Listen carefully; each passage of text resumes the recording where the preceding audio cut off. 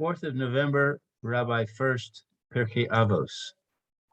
Programs of Oh, yeah, she goes to a special school and all that, you know.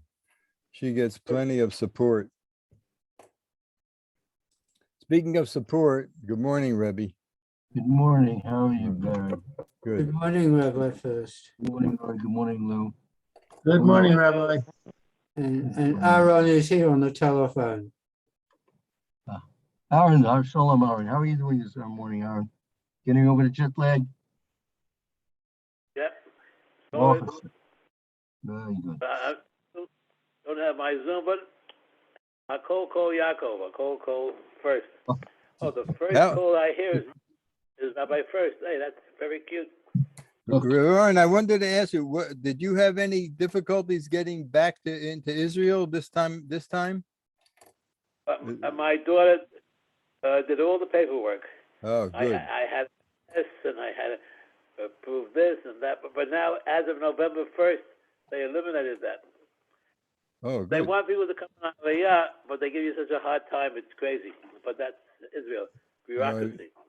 Baruch Hashem, you're here. That's the most important thing.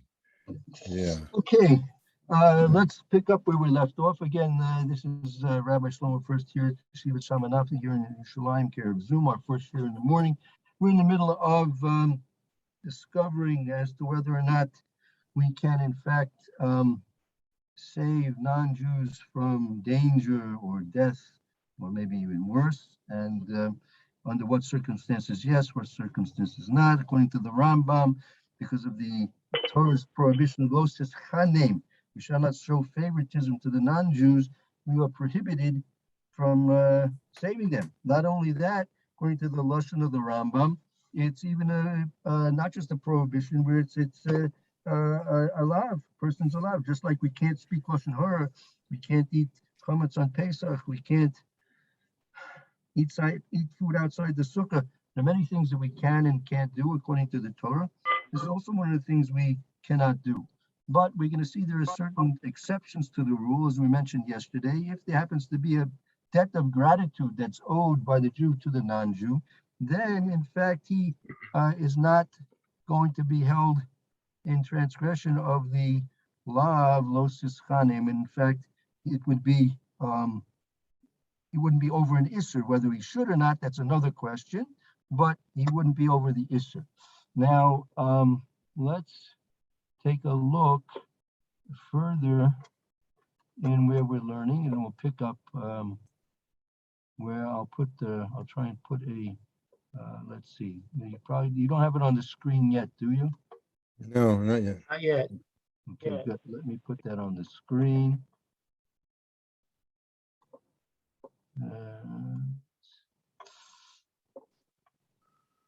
Okay, should be appearing to you soon. Okay, Okay, it's there. okay, very good. We are in the paragraph. You'll see it on the screen. We'll put a nice little red dot where we're starting. V'chein kasev b'sefer Hasidim. Okay, we have it there. You see the little red dot on your screens, and that paragraph beginning v'chein kasev b'sefer Hasidim. Yes, I see it. Okay, very good. The Sefer Hasidim is, you should know, a very, very important sefer in not just customs but halacha, just relevant to tonight and tomorrow, which is Rosh Chodesh.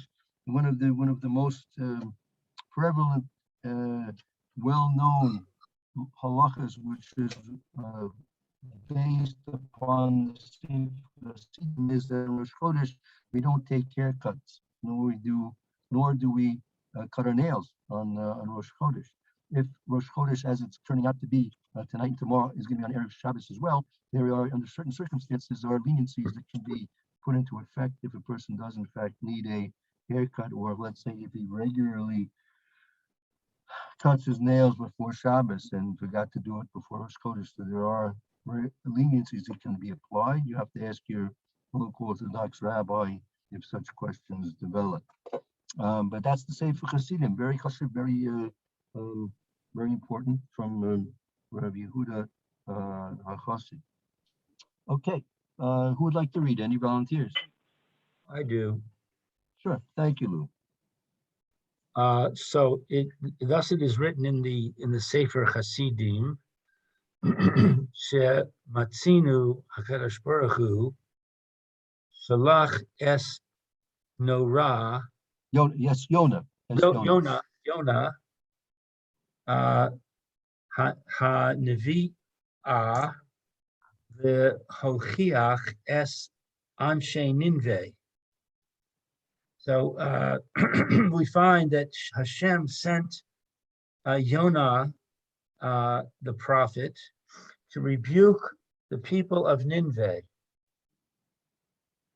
al ma'asehem, concerning their deeds. Right, so there's a there's a subtle question here that in fact on we all very well know on Mincha time for Yom Kippur we read from Sefer Yonah. So it's a lot of reasons why we read the Sefer Yonah as opposed to something else, but it's somewhat perplexing perhaps that why would a Kadosh Baruch Hu be interested in sending a Jewish prophet to give tochacha to the non-Jews? After we're all buried in, you don't just pick up and go to Nineveh. In those days, it was a lot of trouble. You'd have to get yourself from wherever you are in Eretz Yisrael all the way to Nineveh, and there would be a lot of Bittul Torah involved, right? Mhm. So that seems very unusual that Kadosh Baruch Hu should be so concerned with the welfare of the non-Jews that he's willing to send a Jewish prophet at the expense of all those mitzvahs and all the Bittul Torah involved that he would take to go to a foreign country, a foreign land, a foreign city to give tochacha to Well, these yeah. non-Jews. Also a place of very little kedusha. Yeah, and I'm sure it was not so safe. It was dangerous in those days to travel. It wasn't Sure. just get on I-95 and go down from Muncie to Miami. You know, it was dangerous to travel in those days. And nevertheless, HaKadosh Baruch Hu felt obviously was much worthwhile the effort of Yonah to go and give tochacha, chastisement to the people of Nineveh. And so why is that? So the answer to that is Mishum, that Sefer Hasidim explains. Mishum Yehudi Ro'eh Nachri Chota. Because that when the Jews would see the non-Jews, what is Chota? Sinning. Sinning.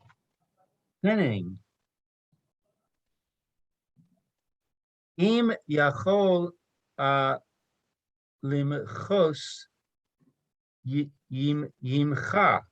If they're able to protest, then they should protest. Right. So next time you happen to be in a Walgreens down there in someplace in America, in a Walgreens, and you see Jose putting a couple of candy bars in his pocket, you know, and so you saw that, and you should go over to him and say, Jose, you know, this is for that crime, you know, even if you're not caught by the cameras and you don't get caught by the store, but you know that the Kadosh Baruch Hu is gonna be obligate you to die because of that crime. A non-Jew for stealing even pachos b'sheva pruta, he's chayav misa, right? Without edus and osra. So I suggest, Jose, for your own benefit and benefit of your family and loved ones, that you put back those candy bars. And it's only 29 cents anyway. So look, if you really need the money, come over and I'll let you rake the leaves in my backyard, and I'll give you a couple of bucks, and you can get yourself some bucks to buy your candy bars. So that's what you're supposed to do. If you're able to protest against the non-Jew doing some kind of sin, you're supposed to protest. Why? Ki HaKadosh Baruch Hu. Ki HaKadosh Baruch Hu ko'es, because when Hashem is angry, ein es ratzon milefanav, it's not a time of goodwill before him. Right. So now, why should that be a factor? Right? Why should whether or not a Kadosh Baruch Hu is pleased or displeased the Kiviochel at that time or not. Why should that be a factor involving our obligation to give reprimand and chastisement to the non-Jews? Could it be because we are partners with Hashem, so to speak, and we don't want our partner to be unhappy? That's certainly part of it. Yeah, that's definitely part of it. Meaning, we should feel for a Kadosh Baruch Hu, so to speak. Meaning, a Kadosh Baruch Hu, obviously, we know we don't have to go into too many details to explain this, but we obviously know that a Kadosh Baruch Hu is completely, in essence, unaffected by anything that occurs in this world. But nevertheless, when he sees his creations going down the wayward path and not fulfilling their mission in life, you can only understand, just as a Kadosh Baruch Hu was displeased with the door of a Mabel, he destroyed it. He was displeased with Sodom, he destroyed it. He was displeased with the door of Flugga, when they were trying to build the Tower of Babel. He was displeased and he destroyed it. So Kadosh Baruch Hu is not pleased when the creations that he created are not fulfilling their purpose and mission in life. And the basic purpose of and every mission of every created thing is to fulfill its commands. And non-Jews are commanded in various different things. One of them not to steal. So when Jose is going to be putting those couple of chocolate bars in his pocket, right? So he's going against the purpose of his creation. So the Creator, Kadosh Baruch Hu, can only be displeased at a time like that. So if we have the ability to prevent that, then it's certainly a benefit for everybody concerned. So it's a very big mitzvah to do that if possible. And a practical matter, do people really get involved in that? When you see a guy doing something, most people will say, "Stay away." I may irritate him. He may beat me up. Why get involved? I think that's more the normal reaction than what the Rav is saying. Well, that's you have to look again. Look at the words of the Sefer Hasidim. The Sefer Hasidim says, "Im yochel limchos yimcha." If you're able to protest, you should protest. So again, if in the other pocket, Jose happens to have a switchblade in the other pocket, right? So you know better on your own that it's not worth the 2 chocolate bars to face Jose and his switchblade, which is probably still dripping from blood from his last victim. So in such a case like that, you would certainly not want to endanger yourself. If you're able to do the protest in a way, if you're able, right? So that's the criteria here. If you're able, you should. And again, if you're not able, then obviously you shouldn't. Right. So But there's a problem with this because if we're going to say, like I said, that we're a partner with Hashem, Hashem is a Baal Chesed. He wants to do good for everybody. So if that's the case, then we want to do good for everybody, including the non-Jews. We know that's not true. what do you mean? What's not true? That we want to do good for the non-Jews. We just said we're not allowed to do good for the non-Jews. No, we shouldn't show them favors, but definitely if we can benefit them in some way, right, that it's going to be good for them. We should in a way that it's going to be good for them in a spiritual way, meaning to stop them from doing sins. That's good for them in a spiritual way. It's good for the whole world. If the world slips into a situation of depravity and immorality, then it's going to be bad for everybody, right? So we're not just simply doing it for them, we're doing it for ourselves as well. So let's take a look further what he says. Because again, the whole point is you don't want that there should be a lack of ace ratzon on the part of HaKadosh Baruch Hu.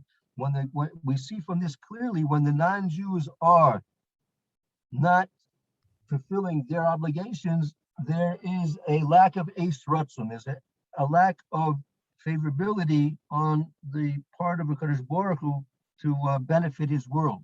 He's not happy about, so to speak, benefiting his world when people are not fulfilling their jobs in it.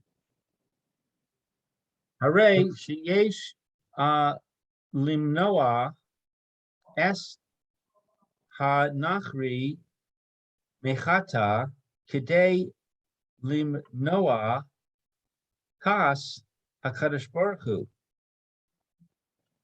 Behold, there is to prevent the non-Jew from sinning in order to prevent the anger of Hashem. Okay, so now how is this going to fit in? Let's see how this is again Rav Zilberstein fitting this in. How is he going to fit this into the general question? Again, we're discussing the specific question: if a Jew who has a Jewish mother and a non-Jewish father, if that Jew sees his father, his blood father, drowning in the river, is he supposed to save him or not? Ve'im kain beni do nano she'aviv hagoy hu oved avodah zorah. If so, what is this word? Beni do nanu. The subject that we're discussing.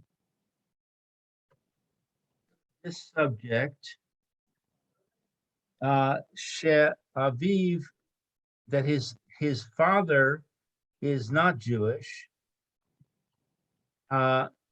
He is a worshiper of idols. Hooray, shehu gorem charon af ba'olam. Behold, he is gorem. Is that indirect? He's causing. He is causing charon af, the increase of anger. Yes. In the world. So in the case, if it happens to be that the father of this Jewish boy, Jewish son, if he happens to be a idol worshiper, and it could be that he is an idol worshiper. There's another, maybe we could see it if you're interested. Rav Zilberstein also has another tshuva. Someone asked him the following question. They're a person who has a healthcare aide, an attendant, who's a Filipino, right? And actually, they're very kind and they're very helpful, and they like this Filipino very much.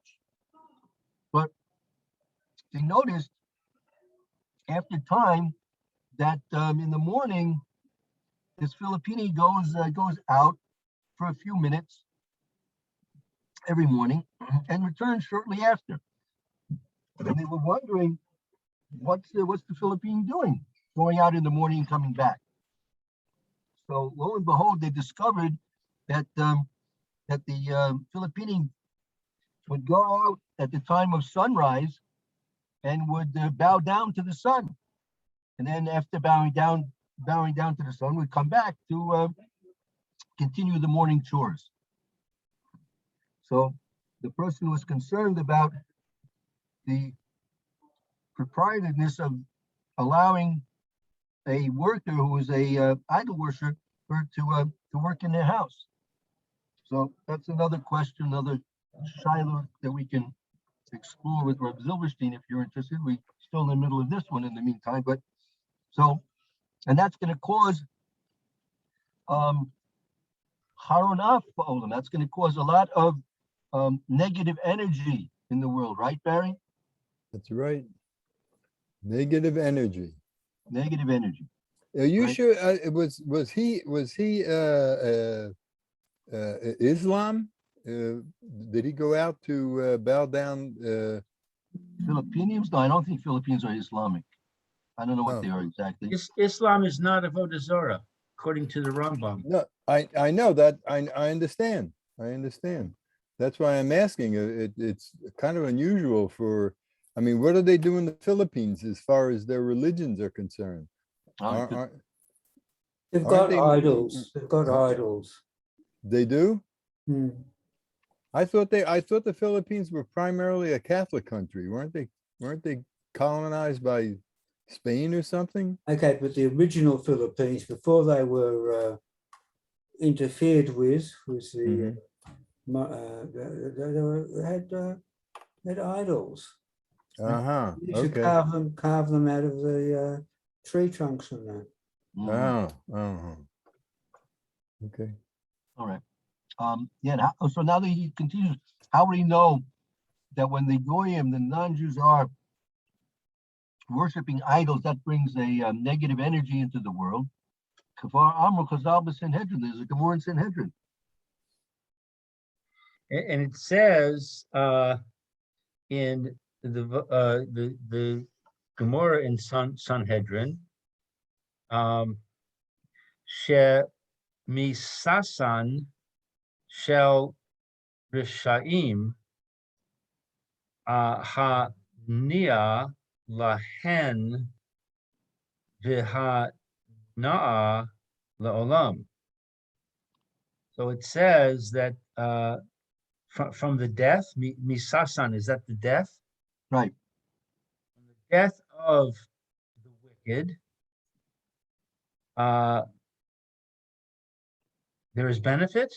Right. With the death of the Rishoyim, it's beneficial. The death of the Rishoyim is beneficial for them, and For it's them. beneficial for the world. And it's beneficial for the world. The death of the wicked is beneficial for them and for the world. Right. Uperushe, and the explanation, Perish Rashi. The Rashi explains. Perush Rashi, the explanation of Rashi, Shahu Hana'a Le'olam, that it is beneficial for the world, She Mafsikim Lechato, that they put an end to their sinning. Ve'im Cain, therefore, Ze She Aviv Yamus, and therefore, for the father to die, who tova, that's good, the aviv, for the father, va'af tova l'olam, and it's good for the world. L'chein misasvar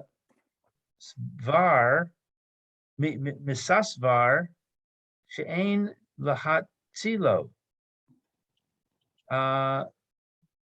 It's good for the world, and therefore, Mistaver, it's logical. Mistabel, it's logical. and therefore it's logical that don't rescue him. Right. So if the father is an idol worshiper, then the son should not rescue him. Right. It's logical to say that the son should not rescue. Yeah, but that's not the end of it yet, wait. No, we're not. Hold on. Yeah. Don't jump the Yeah. gun. Hold on. Right. It's logical, but let's see what, we're in for a surprise.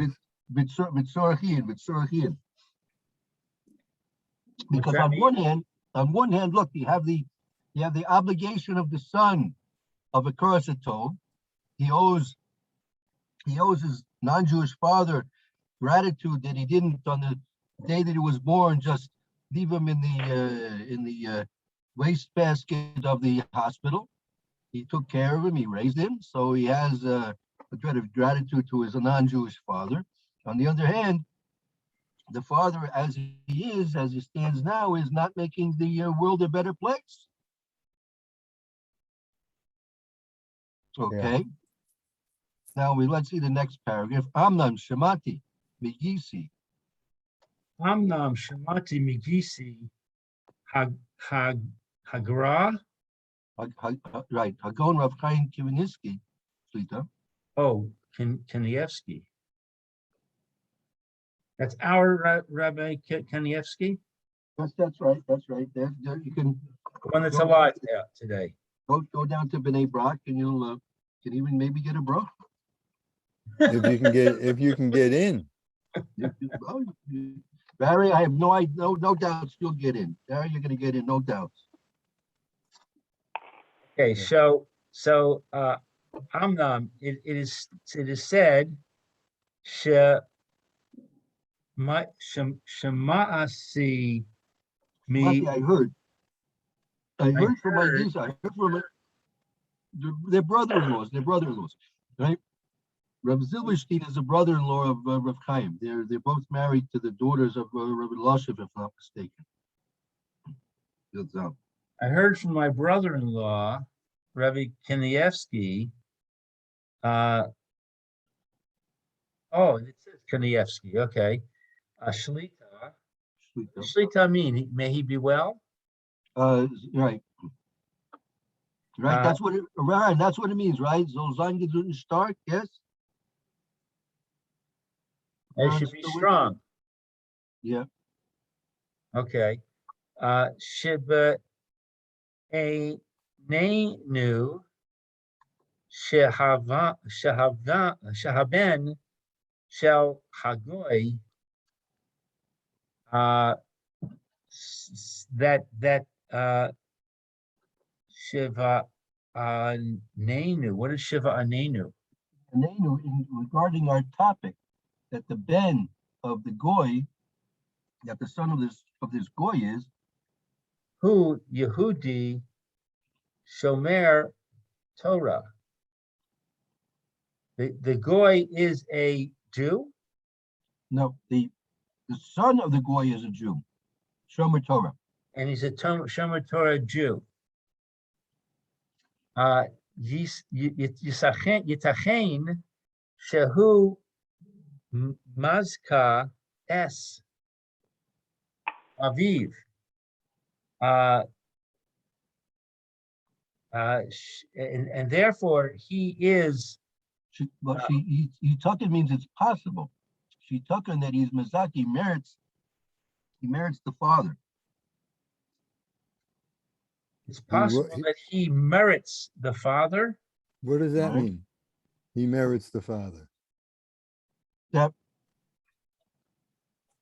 saying a big Kiddush, if a non-Jew has a son or daughter, and those children of his, even though he's a goy, if they're Shomer Torah, if they're in the world and keeping mitzvahs and Torah, that is going to benefit him. He'll be merited. He'll receive merits because of that. So in other words, the son is giving merit to the father. Right. Va'aviv zacha yizka l'chaye ha'olam haba, and the father merits the life of the world to come. Mishum devarai mizcha avo, because of the things that he merits, that he brings merit. This is an Aramaic phrase, debra mizaka avua, that the son benefits the father. It happens automatically. The very fact that a father or a parent works with the mother as well. The fact that a mother or father has a child and they're observing the mitzvahs and the Torah of HaKadosh Baruch Hu, the fact that they brought this person into the world, that is a automatic accruement of all those mitzvahs in Torah of the sons and daughters to the parents. Okay. Via oyin be mesekes be brachos. And it says in Maseches Brachos. I take a look there in the brachas, in the Gemara in brachas. Oh, take a look in Gemara and Brachas. Sherebi Akiva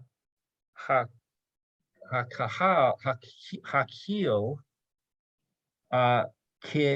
Kilos Kihilos Rabbi. Birabim. That Rabbi Akiva, what's Hakil?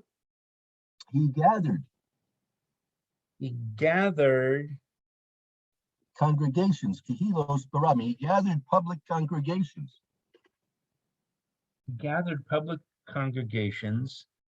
Limros Sheha Malchos Asra Zos. He gathered congregations to Lamros. That's to rebel against the government that forbid this. Against the government that forbade this. What did they forbid? They said Jews couldn't gather in public. I see. He gathered them in public, dafka, because they're not allowed to gather in public. The uksav ha'ayon Yaakov. That's the in Yaakov. That's a commentary on the Gemara. It's written in the Iyun Yaakov. What is this abbreviation? The Af Agav, that even though De'ain la'adam lahavi atzmo liyadei nisayon,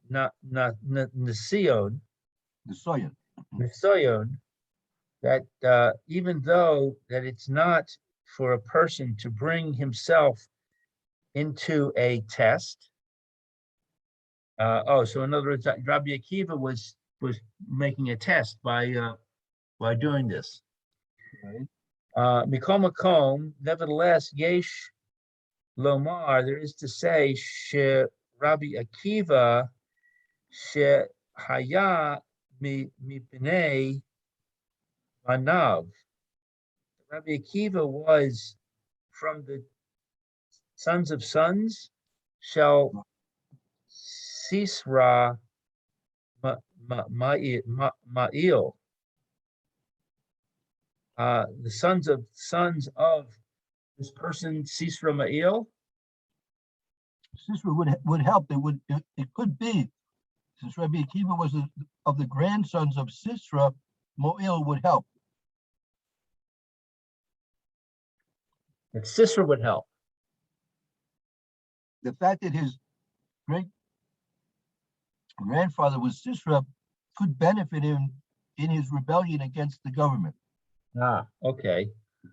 Umatzinu b'Sisra v'hu lechatz es Yisrael b'chazka With force. b'chazaka. And we find with Sisra, he ran. That's lachatz is that he subjugated, he pressured the Jews. He subjugated. Right. Lachatz. We say that in the Haggadah Shel Pesach. Right. Lachatzenu in the Haggadah Shel Pesach. that that he was like terrorizing. Sisera was terrorizing the Jews. Oh, Sisera, is he the one that was killed by Yael? That's right. Oh, he was a real bad guy. That's right. And Rabbi Akiva was his great grandson. Ah. So he subjugated the Jews b'chazaka, with force. V'hu haya rotzeh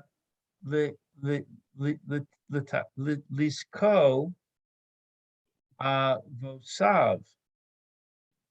And he desired to Litakain is, I don't know. Rectify. Sorry? Rectify. Rectify his children. Al derech. His forefathers. Rectify his fathers. In the way Ra. Pardon? He wanted to rectify his forefathers' sins in the way that a son benefits the father.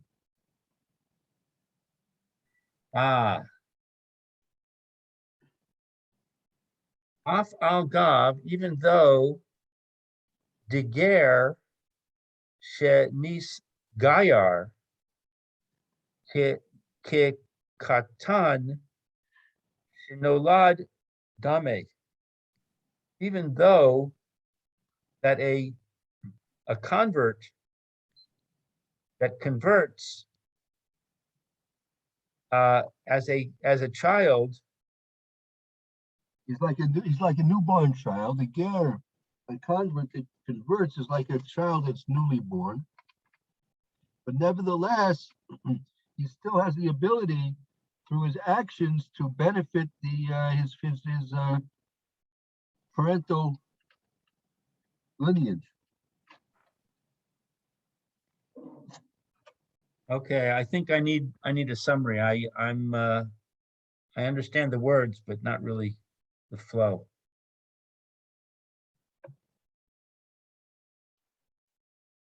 Okay. Are we basically saying that Rabbi Akiva wanted to improve Sisera? And yeah, and and we're going to ask if it's allowed or not, or something. Is that what it is? That's a secondary question. Whether Rabbi Akiva should have done what he did, that's another question. But he's explaining. Vayra is explaining here. Part of the question is, why was a Rabbi Akiva allowed to put himself into a Nisoyin, into Sakana, by gathering congregations in defiance of the Roman decrees, which forbid Jews to gather. Rabbi Akiva, in spite of that, insisted and actually did defy the Roman decrees. And one explanation is that through the fact that his great grandfather Sisera was a tremendous Rasha who caused tremendous sorrow, distress, and suffering to the Jewish people, Rabbi Akiva, being his great grandson, wanted to, through his Mesiras Nefesh, through his mitzvahs and his Torah, he wanted to make rectification for the sake of his father. And even though he's a ger kenoiledami, it's like he has no father. Nevertheless, still the fact that Sisera was the great grandfather of Rabbi Akiva, he still would benefit from any mitzvahs and Torah that Rabbi Akiva was fulfilling here in this world. So Rabbi Akiva was the ger? Yes, Rabbi Akiva was a ger. Correct. Okay, so this is kind of comparable. He's a non. No, it's not comparable. he's a non-Jew, his father's a non-Jew, his grandfather's a non-Jew, and nevertheless, he wants to benefit his grandfather. Right. What is Right. this thing about Sisera helping him? No, he's going to be helping Sisera. Rabbi Akiva wants to help Sisera. So that's one of the reasons why he went in defiance against the Roman decrees. I don't see that. I don't get that. He's going in defiance of the Roman decrees in order to help Sisera? Yes. Through his defiance of the Romans in their decrees, he would therefore benefit his great-grandfather, who the great-grandfather made decrees against the Jewish people, caused suffering to the Jewish people. And why would his defiance be benefiting Sisera? Simply because there's a formula that whatever the son does benefits the father. Even if he's a ger, what the ger does is beneficial to the father.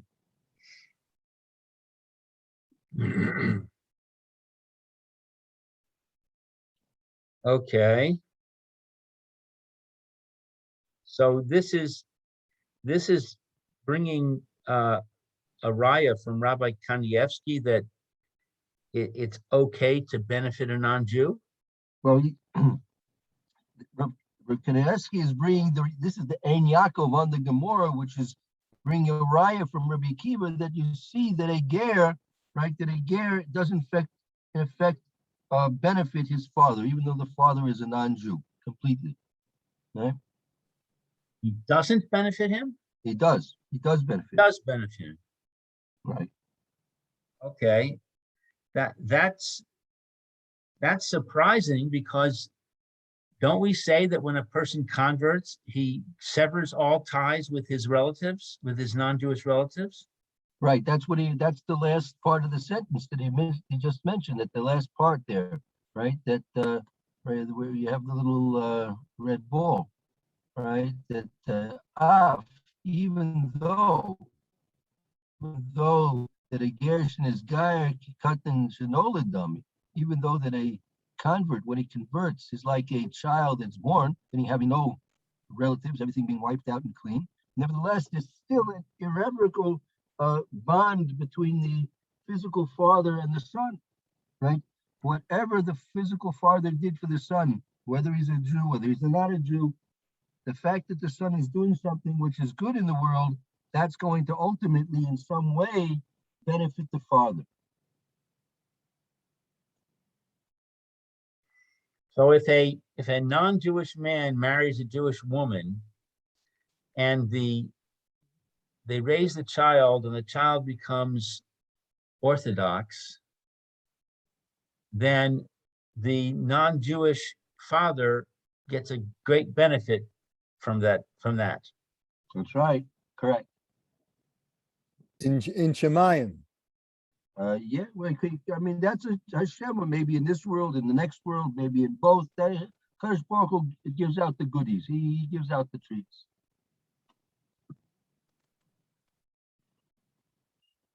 So exactly how and when and where, that's up to Kadosh Baruch Hu's concern. So, Right. Well, that's a huge chiddush. That's very surprising. mhm. Okay. Look, we'll have to. It's almost it's past over. It's almost time to. It's after time to stop. So we're gonna have to continue this next time. It's Hashem. Okay, and we'll take a short break and we'll continue with the share, Mr. Brewer, if you like, Bezos Hashem. Thank Okay, you very thank much, you. Rabbi. Okay, Thank you Roy, very good much. afternoon. Tomorrow's Erev Shabbos, Rosh Chodesh